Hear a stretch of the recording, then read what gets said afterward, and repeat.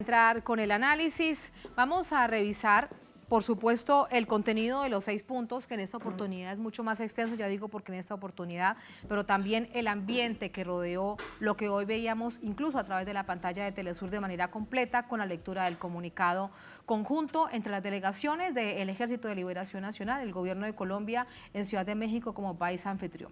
Para ello nos acompaña María Fernanda Barreto, investigadora, escritora colombo-venezolana. María Fernanda, bienvenida, buenas noches. Hola Tatiana, siempre un gusto estar contigo y estar aquí en Telesur. Muchísimas gracias. Primero, acerca del ambiente que vimos hoy, ese llamado carómetro. ¿Cuál es tu visión acerca de ello?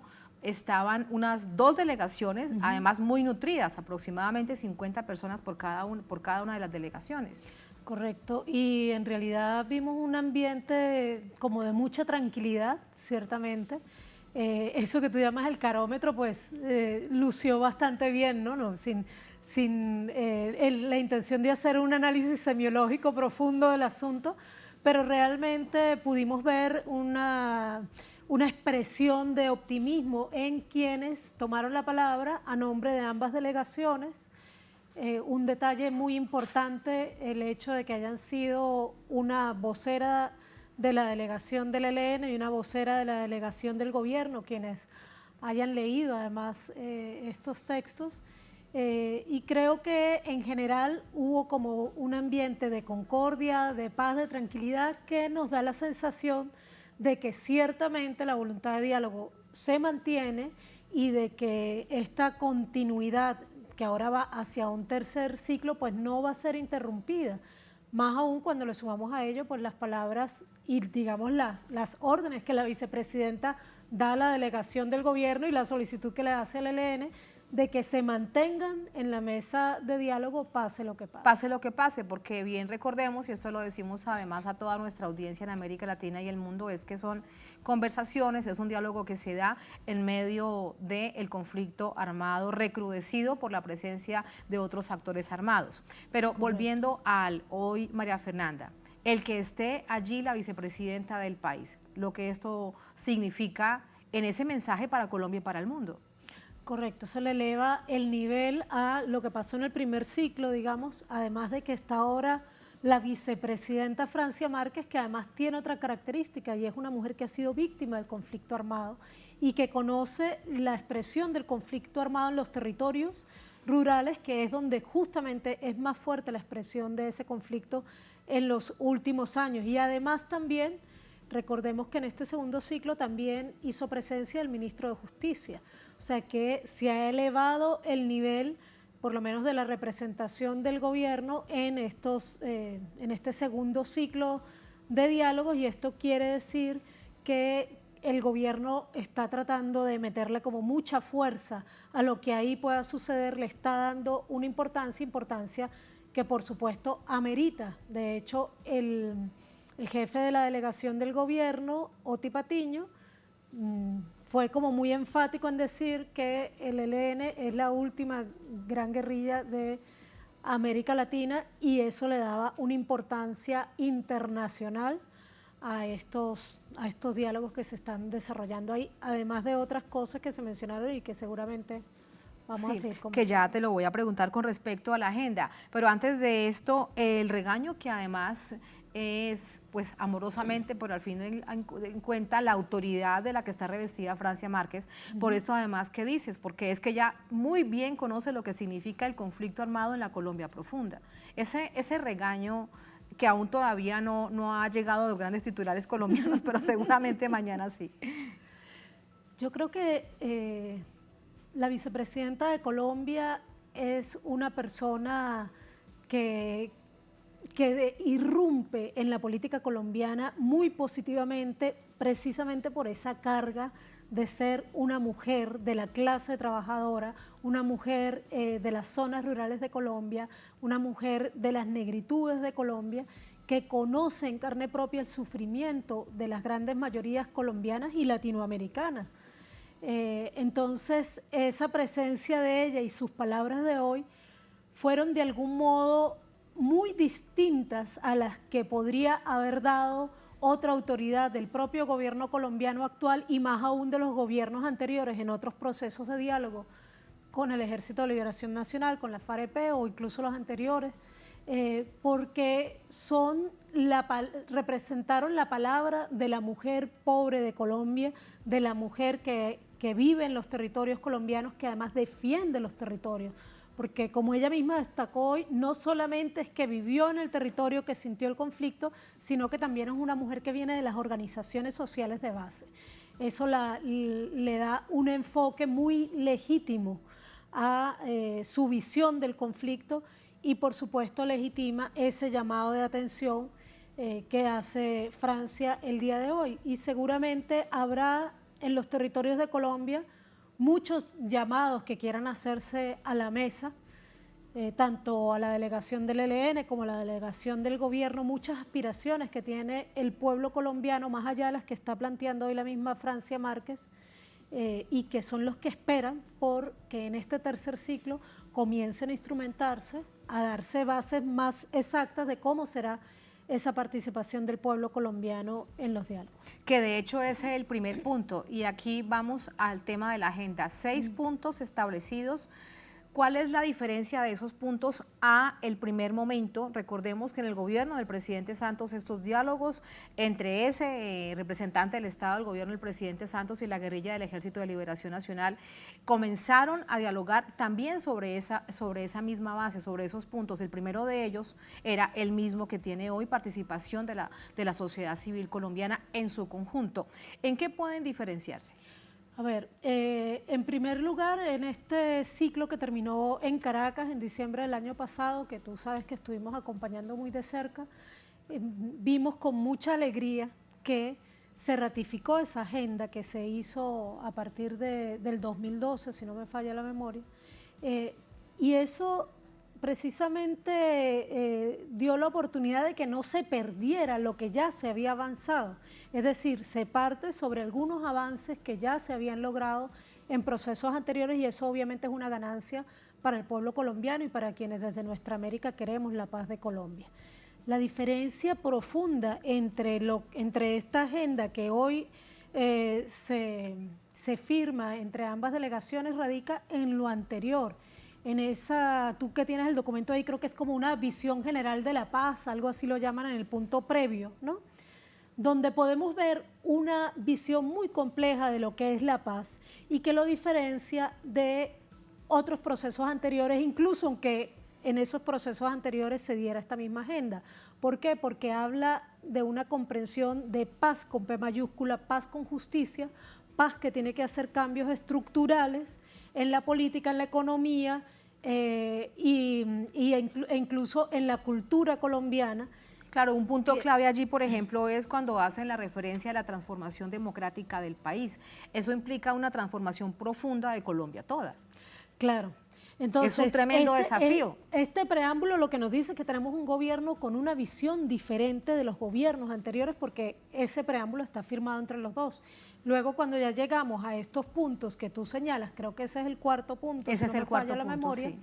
Entonces se ha profundizado en cada uno de los puntos, se fue desglosando un poco más cada uno de los puntos y al desglosarse vimos que está reflejado ahí esa complejidad, incluso algunos aspectos dan cuenta de lo que se aprendió con los acuerdos que hubo entre el gobierno de Juan Manuel Santos y la FAREP en el 2016, porque por ejemplo hace hincapié permanentemente en la necesidad de comprometer a todo el Estado e inclusive a los gobiernos posteriores y además también enfatiza en el debido respeto que deben tener los países garantes, sin duda, refiriéndose, está implícito, no explícito, a lo que sucedió con Cuba. Recordemos que Cuba ha sido una permanente aliada de la paz de Colombia y que pagó las consecuencias de esa difícil de calificar definición del último gobierno uribista de Iván Duque, que decidió desconocer los protocolos y además pidió que Cuba fuera ingresada en la lista de países patrocinadores del terrorismo precisamente porque Cuba exigió respeto a los protocolos que se habían firmado con el Ejército de Liberación Nacional en su territorio. Entonces, claro, y era el respeto además de un marco del derecho internacional. Imagínense, correcto. por ejemplo, que no lo hubiese respetado. ¿Quién entonces de nuevo tiene algún tipo de confianza en un protocolo para la firma del fin de un conflicto? Exactamente, y el hecho de que también se señale que esto va a obligar a los gobiernos posteriores también tiene que ver con lo aprendido, particularmente en estos últimos acuerdos que se firmaron en La Habana en el 2016. Pero Cuba con su generosidad, ahora de nuevo incluso hay hoy un tuit del presidente de Cuba, Miguel Díaz-Canel, celebrando este acuerdo por México que establece esta hoja de ruta para lograr avanzar hasta en este proceso de diálogo hasta lograr el fin del conflicto, porque ese es otro punto. Y valentía, además. Y valentía, por supuesto, sin duda, muchísima valentía. Otro de los puntos, cuando hace referencia a todo esto y la relación además con las lecciones que deja el fin del conflicto con la extinta guerrilla de las FARC, es el tema del fin del conflicto. Y uno de los puntos no es solamente que es obvio y es necesario pensar en el cese de los fusiles, pero también un problema estructural en Colombia, María Fernanda, que es acabar con el paramilitarismo. Correcto, el desmonte del paramilitarismo. Mira, Eso parece algo quimérico en Colombia. sí, porque es muy complejo y quizás lo único que visto grosso modo este documento podemos ver que le falta tiene que ver con la injerencia extranjera en Colombia, que no es poca cosa. Hace un poco más de 10 días tuve la oportunidad de hacer unas preguntas al jefe de la Delegación de Paz del ELN en un Twitter Space y le preguntaba justamente por la posibilidad de llevar adelante ceses bilaterales de hostilidades cuando sabemos que el paramilitarismo no ha sido desmontado y por el contrario parece estarse fortaleciendo en Colombia, incluso avanzando sobre algunos territorios.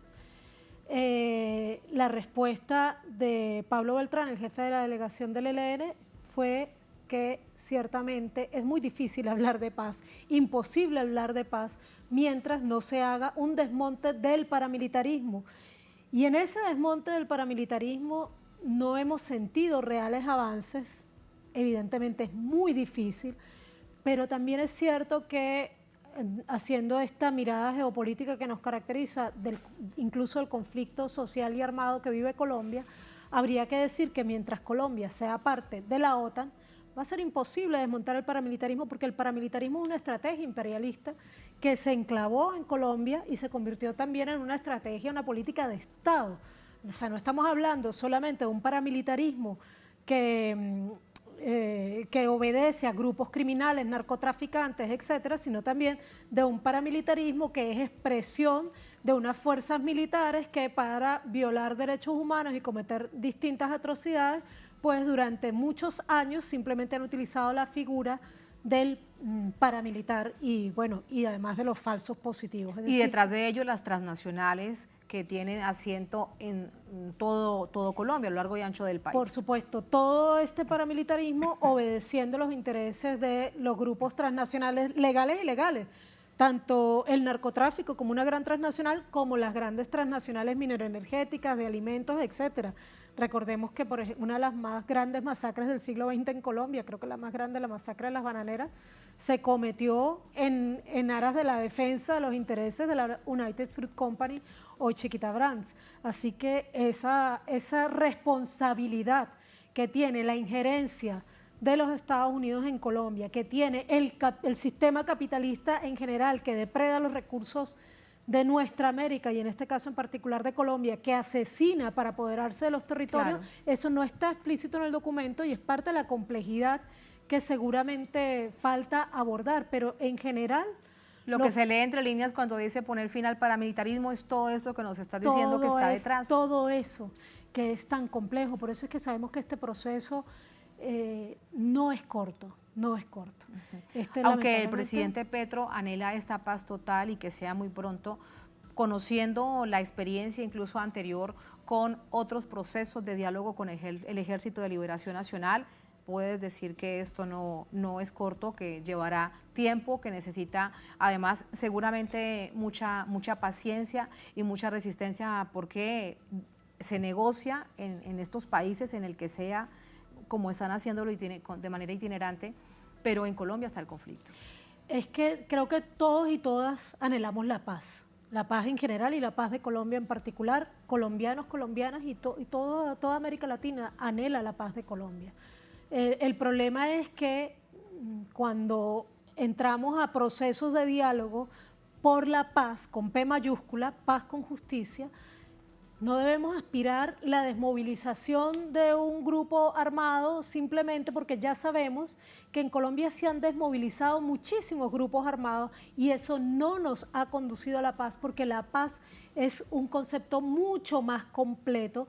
La paz es una construcción histórica y en el caso de Colombia, la paz como construcción histórica, más allá de una gran voluntad política, requiere, por ejemplo, que el gobierno progresista que hoy está ahí, que anhela la paz, tenga, por ejemplo, un poder real sobre el Estado, que no es así, que ya hemos visto algunas expresiones de contradicciones con otras estructuras del Estado, ¿verdad?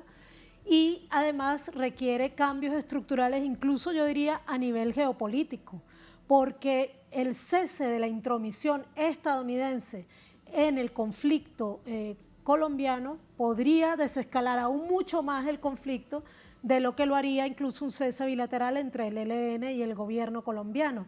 Pero sabemos que en este momento es cuando los Estados Unidos está relanzando la doctrina Monroe sobre el continente y está viniendo con más fuerza. Además, no ha cesado de usar a Colombia como cabeza de playa para atacar a la revolución bolivariana, por ejemplo. Como una plataforma para sus propios intereses, pero también desde el gobierno del presidente Petro siempre se ha dejado en claro que hay una muy buena relación con este gobierno demócrata.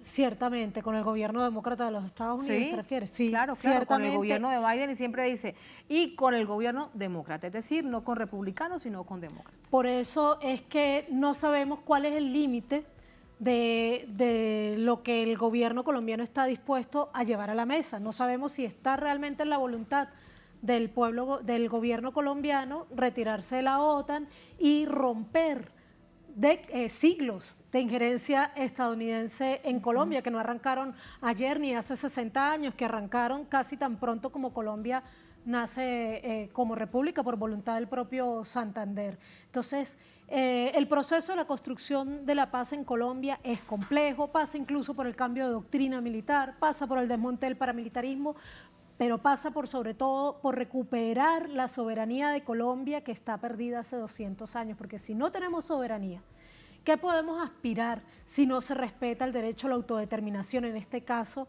el respeto a la autodeterminación de los pueblos que queremos la paz, que queremos construir la paz de acuerdo a nuestra propia idea de paz. Si eso no se respeta, entonces no hay ninguna posibilidad de paz y para ello requerimos cambios ciertamente internos, pero también en la geopolítica.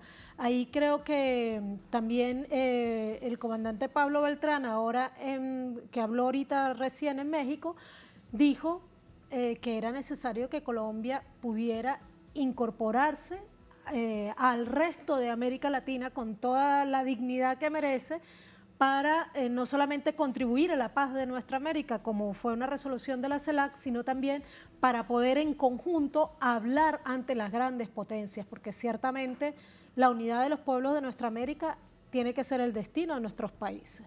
Y eso es parte de la necesaria integración, que por eso ha sido tan golpeada, bueno, y quebrada, como por ejemplo con UNASUR. Más que integración, unidad. Chávez hacía una diferencia entre integración y unidad y decía: la sardina se integra al tiburón cuando se la come. Nosotros no queremos integración, lo dijo Chávez en un aló presidente, no queremos solo integración entre nuestros pueblos, queremos unidad. Y ojalá unidad que así fuera, pero por lo menos ahora volver a la integración y que no se quiebre. Claro, ciertamente. Que el tiburón no se coma la sardina, que mantengamos la integración. María Fernanda, para despedirte, el tema de las víctimas, que resulta fundamental. En Colombia, solamente una cifra, la unidad de personas desaparecidas, que además nace a instancias del acuerdo de paz entre el gobierno de Colombia y las guerrillas de las FARC, habla de más de 110.000 personas desaparecidas en el marco del conflicto armado interno. Y estamos hablando que sucedieron en años de democracia. Así que ese es también un gran desafío para el país y hay un capítulo muy completo en esta hoja de ruta sobre víctimas. Y esas cifras que tú das, por ejemplo, son anteriores a los centenares de desaparecidos y desaparecidas de la represión del 2021 solamente, ¿no? Más aún, por ejemplo, en el Valle del Cauca ya hay cifras bastante alarmantes. Entonces, el conflicto armado en el que ha estado sumergida Colombia prácticamente desde que nació como república, pero con mucha fuerza desde el asesinato de Gaitán, ha generado incontables víctimas, pero yo creo que incluso habría que reconfigurar el significado mismo de la palabra víctima, porque también hemos visto en procesos anteriores cómo hijos de paramilitares impostaron también el papel de víctimas, ¿no? Entonces, y cómo se segrega a otros y otras de su estatus como víctimas.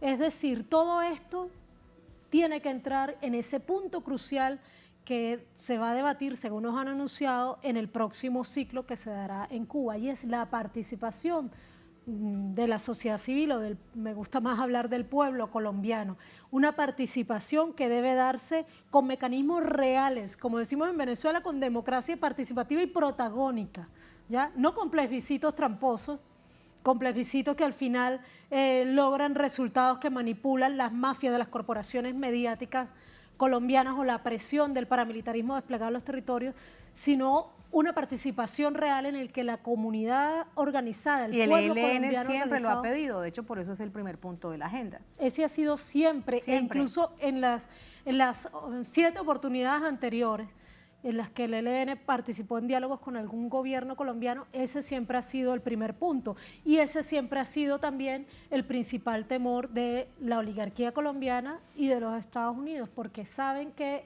en Colombia hay también un gran potencial en ese pueblo organizado, un gran conocimiento de lo que verdaderamente puede conducir a los cambios estructurales en Colombia, y ahí, por cierto, en ese documento de hoy también se refleja cómo lo que hoy está sucediendo en Colombia es el producto de un pueblo que en su conciencia pues decidió salir a las calles en el 2021 y dar al traste con 2 décadas de uribismo y obligar a retroceder a una oligarquía tan asesina como es la oligarquía colombiana, y ha logrado que hoy pues haya un gobierno mucho más comprometido con los intereses del pueblo colombiano. No sabemos hasta dónde, pero aspiramos que bastante. Lo que nos falta es, por cierto, entonces, que ese gobierno logre una transformación real del Estado colombiano, y eso no se hará sin el concurso del pueblo colombiano, sin el concurso de los países latinoamericanos, y tampoco se hará sin el concurso de quienes se han rebelado contra el Estado, en este caso el Ejército de Liberación Nacional. Pero ahí hay materia para otra conversación, Tatiana, y es estos diálogos con la Segunda Marquetalia, con las disidencias de las FARC, que es un tan tema tan complejo de entender. Tan complejo, y que tuvimos novedades esta semana. Así es. Y con los paramilitares que ahora se han dedicado a impostar la figura de Gaitán y están llenando de grafitis con consignas de Gaitán algunos pueblos de Colombia, probablemente para buscar una beligerancia política que no merecen, porque no son más que grupos de asesinos y terroristas que han respondido a los intereses de las transnacionales e incluso a los oscuros intereses del Estado colombiano. Probablemente el gobierno colombiano hasta ahora, con lo que se ha dicho, está tajantemente claro en que eso no va, aunque debe haber procesos de diálogo y de negociación, pero de sometimiento. De sometimiento. Ahora hay que ver dónde quedan las disidencias de la FARC. La próxima es de ese tema. Sí, invitada. Perfecto. Gracias, María Fernanda. Muy buenas noches. Bueno, muchas gracias a ti y los mejores augurios para este tercer ciclo que se desarrollará en La Habana. Muchas gracias. Gracias.